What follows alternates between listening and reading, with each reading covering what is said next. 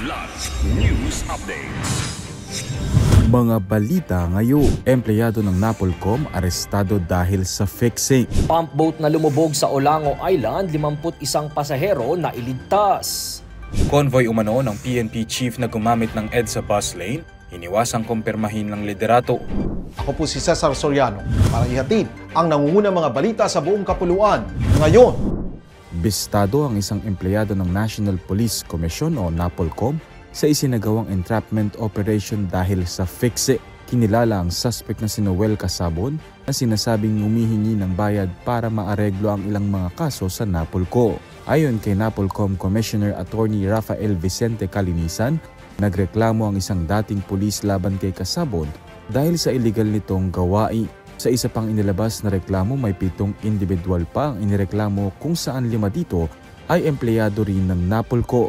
Magkakasa naman ang pamunuan ng proper investigation sa mga individual na sangkot dito at papatawan ng kaukulang kaso. Ligtas ang 51 pasahero at crew ng isang pump boat matapos lumubog sa karagatang malapit sa Olango Island, Lapu-Lapu City, Cebu kahapon ng umaga. Ayon kay Nigel Banasya, pinuno ng City Disaster Risk and Management Office, patungo sa barangay Kauoy ang MB Ningning nang hampasin ito ng malaking alon dahilan upang lumubog ito. Isang dahilan pa ay ang overloaded ng pump boat kaya agad tumugo ng mga mangingisda at otoridad para sa pagsagip. Tulong-tulong ang rescue teams mula sa Cebu City Maritime Police Station, Lapu-Lapu City Police Station 1, Lapu-Lapu City Rescue, Philippine Coast Guard Substation Lapu-Lapu at Bureau of Fire Protection Lapu-Lapu City Rescuer. Nagbabala ang pag-asa sa patuloy na malalakas na alon sa rehiyon ngayong araw ng February 26. Umiwas si Philippine National Police o PNP Chief General Romel Marbil na kumpirmahin kung ang convoy na huling gumamit ng exclusive bus lane sa EDSA kagabi ay kasama siya. Sa panayam sa DCBB ngayong araw, sinabi niyang hindi niya sasagutin ang tanong dahil naibunyag na ang plaka ng sasakyan. Ayon sa ulat, sakay ng convoy ang ilang matataas na opisyal ng PNP. Nilinaw ni Marbil na bawal gamitin ng mga pulis ang bus lane maliban kung may emergency. Samantala, sinabi ng PNP spokesperson na si Brigadier General Jean Fajardo na hindi maaaring ihayag ang pagkakakilanlan ng mga sakay ng convoy para sa kanilang seguridad.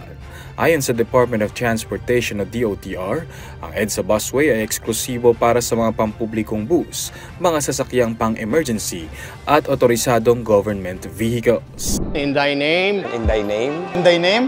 In thy name. In thy name. In thy name. In thy name. In thy name. Showing po ito on March 5. Nationwide po yan. See you. God bless po. Sana supportahan. Lord, conquer my fear, faith, and trust in you. Lord, sustain me to persevere. I commit myself to this missionary life. Pinapabigay po.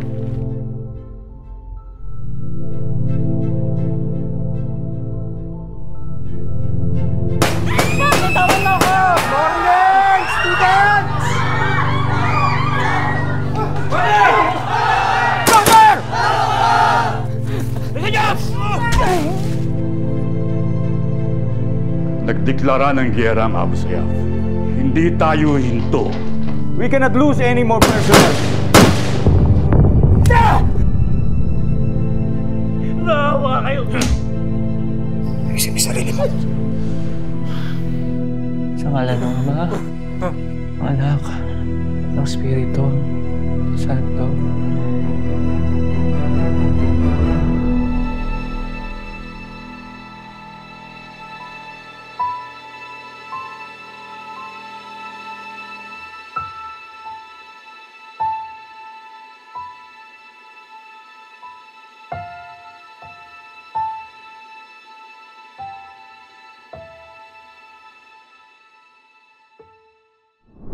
Ako po si Cesar Soriano, kasama nyo sa bawat pagputo ng balita.